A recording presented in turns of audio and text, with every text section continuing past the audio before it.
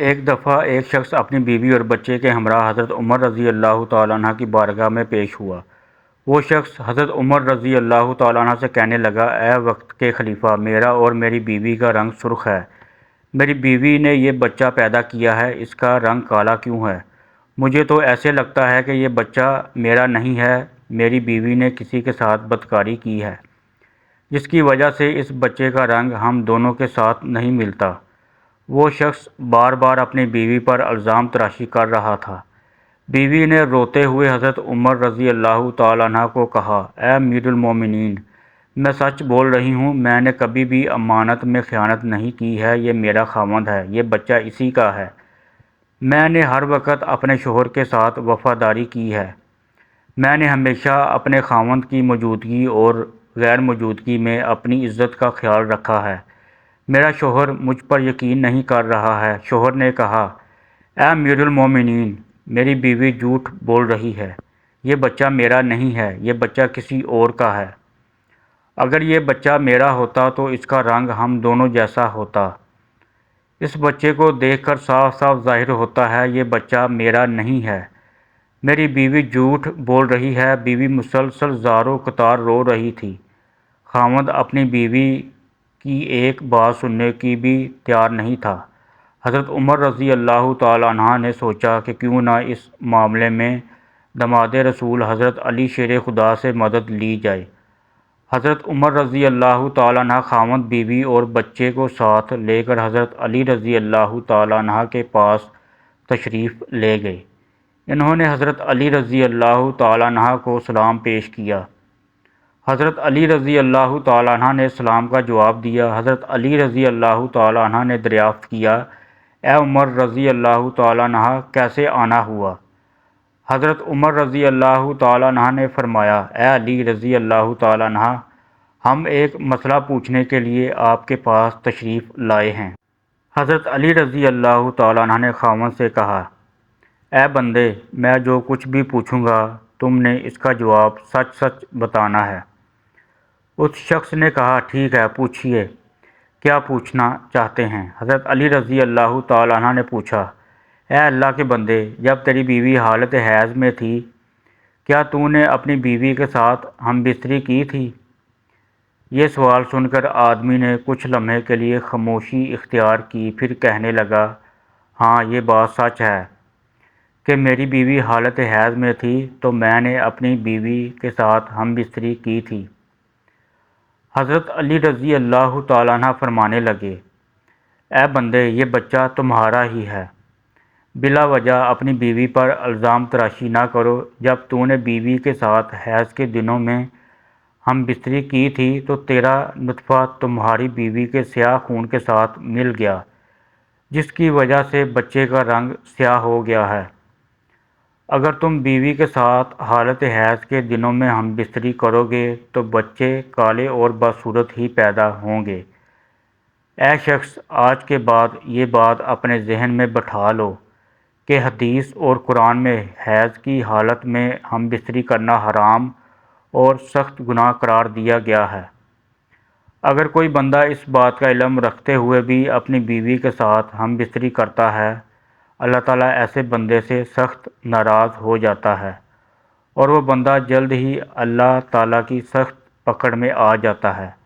اب ہم آپ کو بتاتے ہیں کہ معذور اور کمزور بچے کن گھروں میں جنم لیتے ہیں۔ مدینہ منورہ کا واقعہ ہے کہ ایک خوبصورت اور جوان لڑکی کی شادی ایک بوڑھے آدمی سے ہو گئی۔ شادی کی پہلی رات میاں بیوی نے ہم بستری کی۔ اتفاقاً شوہر کا اسی رات وصال ہو گیا۔ دلہن حاملہ ہو چکی تھی۔ جب بیوی نے بچے کو جنم دیا تو لوگوں نے اس لڑکی پر طرح طرح کے الزام تراشی کرنا شروع کر دی کہ اس کا میاں تو پہلی رات ہی انتقال کر گیا تھا، اس لڑکی نے جس بچے کو جنم دیا ہے وہ بچہ حرام کا بچہ ہے، اس کے خاوند کا نہیں ہے، کیونکہ وہ تو پہلی رات ہی مر گیا تھا، پھر یہ بچہ کیسے پیدا ہو گیا ہے۔ اس بوڑھے کی یہ دوسری شادی تھی۔ بوڑھے کا پہلی بیوی سے ایک لڑکا تھا۔ اس لڑکے نے اپنی ستیلی ماں پر الزام لگانا شروع کر دیا۔ وہ کہنے لگا کہ اس عورت نے کسی کے ساتھ زنا کیا ہے، یہ بچہ میرے باپ کا نہیں ہے، یہ بچہ حرام کی اولاد ہے۔ یہ الزام میں پیش ستیلا بیٹا تھا، کیونکہ وہ چاہتا تھا کہ کسی طرح دنیا والے مان لیں یہ بچہ میرے والد کا نہیں ہے، بلکہ اس عورت کی حرام کاری کا نتیجہ ہے، تاکہ والد کی ساری وراثت کا حقدار میں ہی ٹھہروں، کہیں یہ بچہ میرا برابر کا شریک نہ ہو جائے۔ اس وجہ سے بوڑھے کے بڑے بیٹے نے اپنی ستیلی ماں پر الزام تراشی کی کہ میرا باپ تو شادی کی پہلی رات ہی مر گیا تھا، تو یہ بچہ کہاں سے آ گیا ہے۔ دیکھتے ہی دیکھتے وہ بچہ 4 سال کا ہو گیا اور چلتا چلتا یہ معاملہ بھی قاضی کی بارگاہ میں پہنچ گیا۔ بوڑھے کے بڑے بیٹے نے قاضی سے کہا، اے قاضی محترم، میرا باپ تو شادی کی پہلی رات ہی مر گیا تھا، یہ بچہ میرے باپ کا نہیں ہے۔ اس عورت سے پوچھا جائے کہ یہ بچہ کس کا ہے۔ میں اس بچے کو اپنا بھائی ماننے کو تیار نہیں ہوں۔ ستیلا بیٹا کچھ گواہوں کو اپنے ساتھ لے کر آیا تھا، گواہوں نے بھی یہی گواہی دی کہ اس کا باپ تو پہلی رات ہی مر گیا تھا، یہ بچہ اس کا بھائی نہیں ہے۔ یہ باتیں سن کر قاضی کو یقین ہو گیا کہ یہ بچہ عورت کی بد چلنی کا نتیجہ ہے۔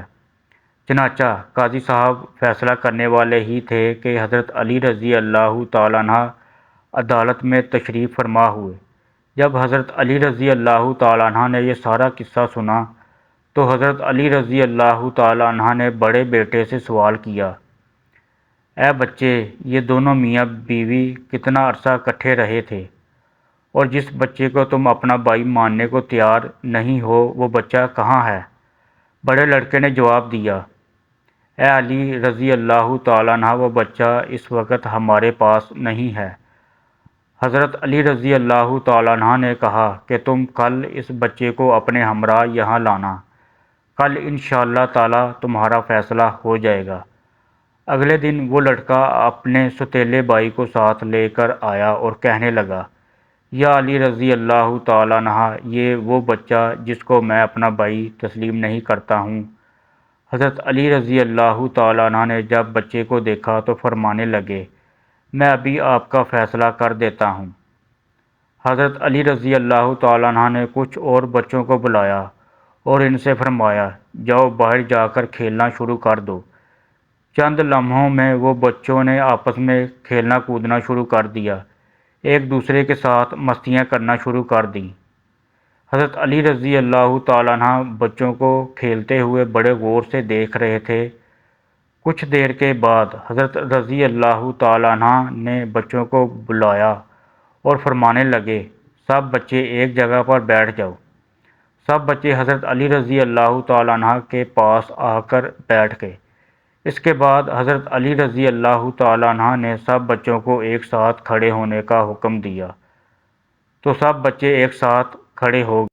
مولا علی رضی اللہ تعالیٰ عنہ ان بچوں کو بڑے غور سے دیکھ رہے تھے۔